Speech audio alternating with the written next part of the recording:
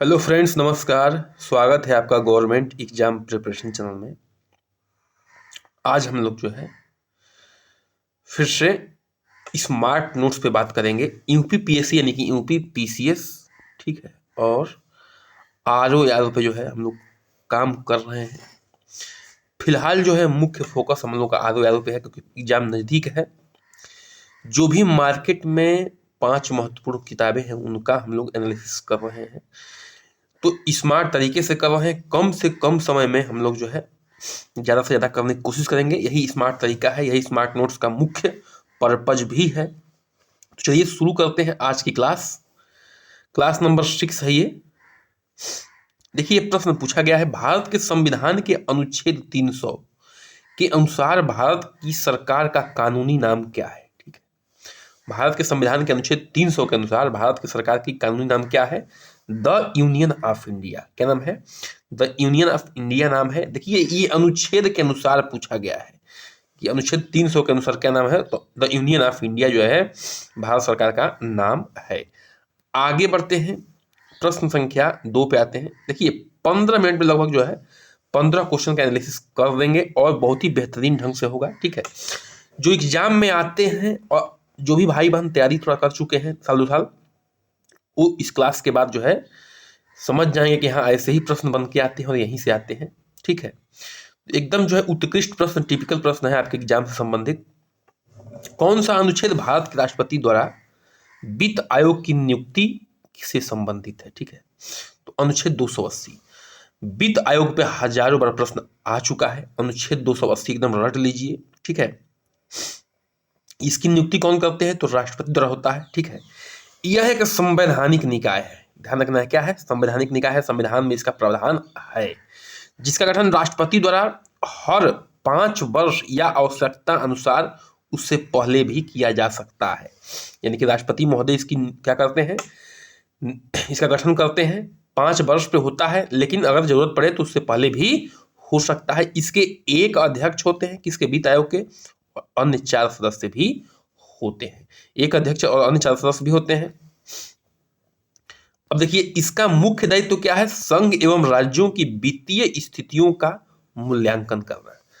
संघ यानी कि सेंटर और राज्य गवर्नमेंट की वित्तीय स्थितियां, यानी कि आर्थिक रूप की जो स्थितियां, उसका मूल्यांकन करना, और इनके बीच में जो कर का बंटवारा है उसको संस्तुति करना कि कितना कितना आपके और दोनों के बीच में कर का बंटवारा होगा।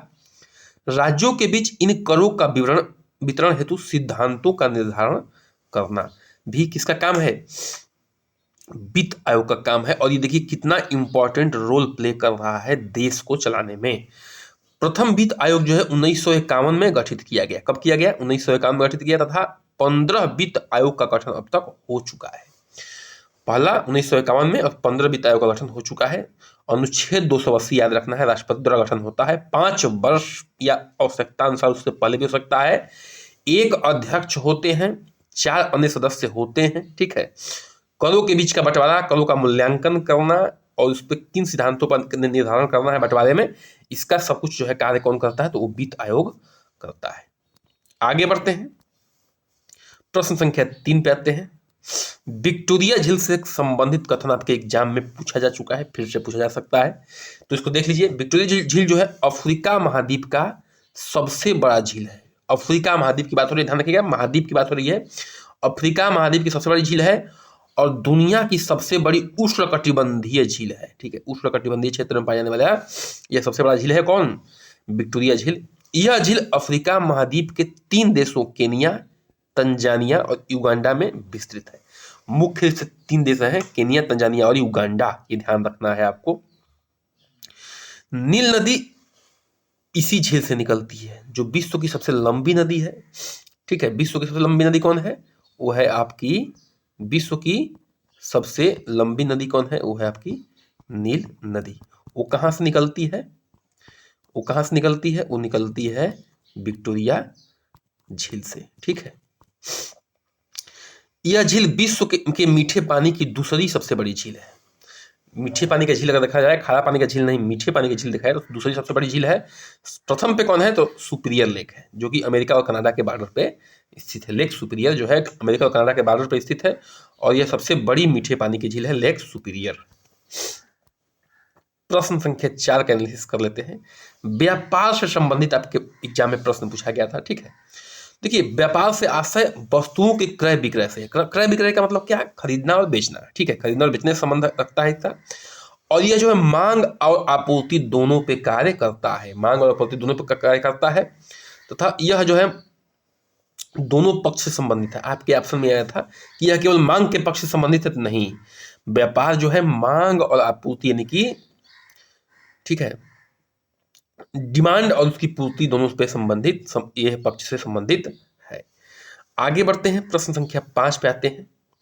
एंटीबायोटिक अधिकांश प्राप्त होते हैं। जो एंटीबायोटिक होता है, ठीक है, वो किससे प्राप्त होता है? तो देखिए, जीवाणु से प्राप्त होता है, यानी कि बैक्टीरिया से प्राप्त होता है। एंटीबायोटिक जो है किससे प्राप्त होता है? बैक्टीरिया से प्राप्त होता है। परीक्षा ब्रह्मास्त्र में इसके बारे में थोड़ा सा और देख लीजिए। एंटीबायोटिक जो है अधिकांशतः जीवाणुओं से प्राप्त होता है। किससे? बैक्टीरिया से अधिकांशतः प्राप्त होता है, ठीक है। ऐसी औषधि जो बीमारी पैदा करने वाले सूक्ष्म जीवों को नष्ट कर देते हैं और उनकी वृद्धि को रोक देती है, वह औषधि एंटीबायोटिक या प्रतिजैविक कहलाती है, ठीक है। ऐसी औषधि जो सूक्ष्म जीवों को, जो आपके अंदर बीमारी पैदा करने की क्षमता रखते हैं, उनको मार डालती है या उनके जो विस्तार को रोकती है, वह क्या होते हैं? एंटीबायोटिक होते हैं। अलेक्जेंडर फ्लेमिंग जो है पहले प्राकृतिक एंटीबायोटिक पेनिसिलिन की खोज करने वाले व्यक्ति हैं, ठीक है। अलेक्जेंडर फ्लेमिंग साहब जो है एंटीबायोटिक खोज करने वाले वो कहे पहले व्यक्ति हैं, जिसका नाम क्या था? पेनिसिलिन था। आगे बढ़ते हैं। अलास्का से संबंधित प्रश्न आपके एग्जाम में पूछा गया है और पूछा जाता है, चाहे पीसीएस हो, आरओ दोनों हो, ठीक है। देखिए, अलास्का क्षेत्रफल की दृष्टि से अमेरिका का सबसे बड़ा राज्य है। अमेरिका का सबसे बड़ा राज्य है। हालांकि यह राज्य अमेरिका का नहीं था, ठीक है। इसको 1867 में रूसी साम्राज्य से महज $7.2 मिलियन में अमेरिका ने खरीद लिया था। किससे? रूस से, 1867 में। यह तेल उत्पादन, प्राकृतिक गैस तथा मछली पकड़ना इसका यहाँ पर प्रमुख व्यवसाय है। जो अलास्का का क्षेत्र है, वहां पे तेल का उत्पादन, प्राकृतिक गैस और मछली पकड़ना यहाँ का है प्रमुख व्यवसाय है, ठीक है। किसका? अलास्का वाले क्षेत्र का। तो हम जो है यहाँ पे थोड़ा सा वर्ल्ड मैप में अलास्का को देख लेते हैं। देखिए, ये है आपका उत्तरी अमेरिका महाद्वीप, यहाँ पे आप लोग देख सकते हैं, और ये है अमेरिका, ठीक है। और यहाँ पे है अलास्का। ये जो है पहले अलास्का किसका, ये अगर गोल करेंगे ग्लोब में देखेंगे तो अलास्का जो है पहले रसिया का क्षेत्र था। 1867 में अमेरिका ने इसको क्या कर लिया? खरीद लिया था $7.2 मिलियन पे। तो ये जो है अब अमेरिका का पार्ट हो गया है। यहाँ पे जो है तेल उत्पादन, गैस उत्पादन और मछली पकड़ना प्रमुख व्यवसाय है, और ये अमेरिका का सबसे बड़ा राज्य भी है, ठीक है। इतना आपको ध्यान रखना है। प्रथम सफल क्लोन्ड जानवर कौन है? क्लोन से बनाया हुआ प्रथम सफल जानवर कौन सा क्लोन जानवर है? वो है आपका भेड़, ठीक है। देखिए, क्लोन से तैयार सबसे पहले स्तनपायी जानवर यानी कि दूध पिलाने वाला जानवर वो है भेड़ है। इसको जो है 5 जुलाई 1996 को बनाया गया था। कब बनाया गया था? 5 जुलाई 1996 को बनाया गया था। यूनिवर्सिटी ऑफ एडिनबर्ग के रोजलिन इंस्टीट्यूट के इयान बिलमुट और कीथ कैंपेल द्वारा इसे विकसित किया गया था। यूनिवर्सिटी ऑफ एडिनबर्ग में एक रोजलिन इंस्टीट्यूट है, वहां पे 2 वैज्ञानिकों ने, इयान बिलमुट और कीथ कैंपेल द्वारा इस जो है क्लोन्ड भेड़ को तैयार किया गया था। इस क्लोन्ड भेड़ का नाम क्या था? तो ये ध्यान रखना है, वो भी नाम था उसका डॉली। 6 बच्चे को इसने जन्म भी दिया था। 7 वर्ष, ठीक है, के होने पर फेफड़ों की बीमारी से इसकी मृत्यु भी हो गई थी। किसकी? इस भेड़ की। 6 बच्चों का इसने जन्म भी दे दिया था। आगे बढ़ते हैं, प्रश्न संख्या हम लोग 8 पे आते हैं। केंद्रीय औषधीय एवं सगंध पौधा संस्थान, केंद्रीय औषधीय एवं सगंध पौधा संस्थान किस स्थान पर स्थित है? तो वह जो है लखनऊ में स्थित है। कहां पे स्थित है? लखनऊ में स्थित है। यह औषधि एक सुगंधित पौधों के क्षेत्र में शोध, विकास एवं प्रचार प्रसार का कार्य करता है। औषधि सुगंधित पौधों के में शोध, विकास एवं प्रचार प्रसार का काम करता है, ठीक है। जो भी पौधे औषधि वाले हैं या जो भी पौधे सुगंध देते हैं, यानी कि जिनको हम लोग सजाने का कार्य करते हैं, ठीक है, उसके क्षेत्र में शोध करता है केंद्रीय औषधि एवं सुगंध पौधा संस्थान। यह जो है CSIR का पार्ट है, यानी कि वैज्ञानिक एवं औद्योगिक अनुसंधान परिषद का एक क्या है, प्रयोगशाला है। ठीक है। अच्छा, इसके 4 केंद्र और भी हैं, बंगलौर में है, हैदराबाद में है, पंतनगर में है और पुराना में है। 4 जगह जो है इसका और सेंटर है, और एक तो लखनऊ में है ये है, तो 5 जगह हो गया। आगे बढ़ते हैं, प्रश्न संख्या 9 पे आते हैं। इंडोनेशिया से संबंधित प्रश्न आपकी जो है एग्जाम में बार बार पूछे जाते हैं, तो थोड़ा सा उसके बारे में महत्वपूर्ण तथ्यों को हम लोग देख लेते हैं।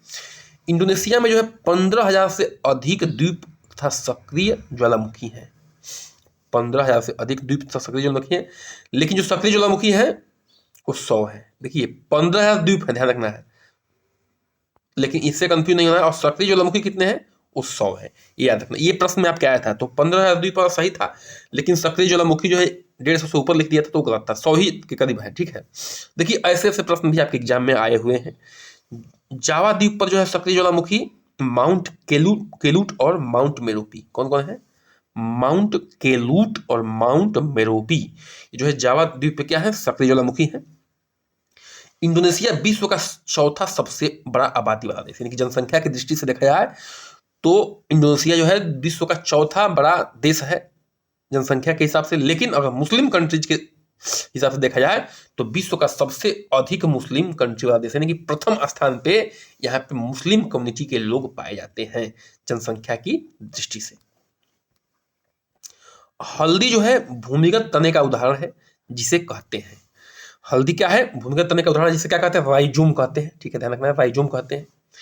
यह एक भूमिगत तना है। हल्दी क्या है, भूमिगत तना है। इसका प्राकृतिक एंटीबायोटिक एवं एंटीसेप्टिक के रूप में, जैसे कटने पर, सूजने पर दर्द निवारक के रूप में किया जाता है। आप लोग देखे होंगे गांव वगैरह में कहीं चोट लग जाए, कट फट जाए, तो लोग जो है हल्दी पीस के गर्म करके उसको वहां पे लगा देते हैं। तो ठीक है, तो ये क्या है, एक एंटीबायोटिक भी है और एंटीसेप्टिक, दोनों का कार्य करता है हल्दी।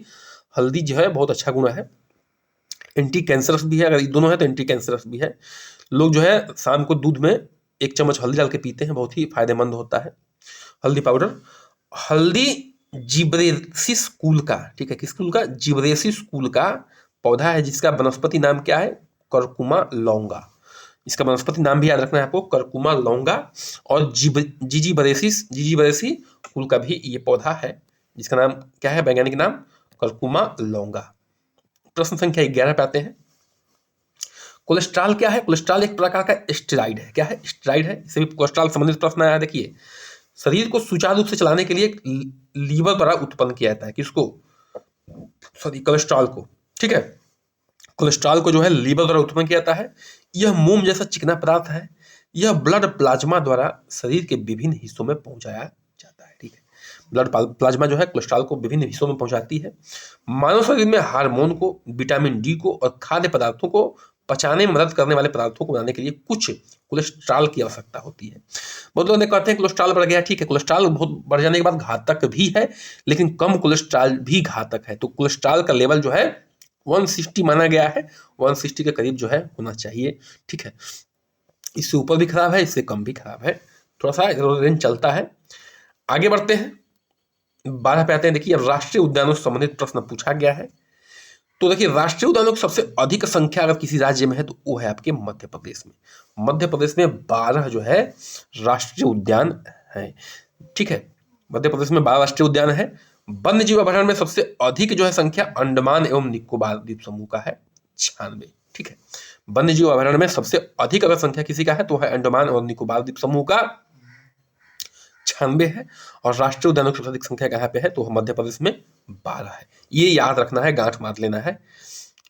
तो देखिए पॉलीथीन बनाने के लिए किस गैस का उपयोग होता है, पॉलीथीन बनाने के लिए किस गैस का उपयोग होता है तो वह होता है एथिलीन का। किसका होता है, एथिलीन का। एथिलीन को उच्च ताप एवं उच्च दाब पर बहुलीकरण के द्वारा इसे प्राप्त किया जाता है। ठीक है, उच्च दाब एवं उच्च ताप पर बहुलीकरण के द्वारा इसको प्राप्त किया जाता है। इसका प्रयोग पैकिंग थैलियां, तार के ऊपर का आवरण बनाने के लिए किया जाता है। पॉलिथीन देखे ही होंगे, पैकिंग करने के लिए, कोई सामान पैकिंग करने के लिए प्रयोग किया जाता है। या जो तार के ऊपर थैली होता है वो भी क्या है, एक तरह का पॉलिथीन है। ठीक है, तार के ऊपर का जो आवरण है, सॉरी, वो भी क्या है, एक तरह का पॉलिथीन ही है।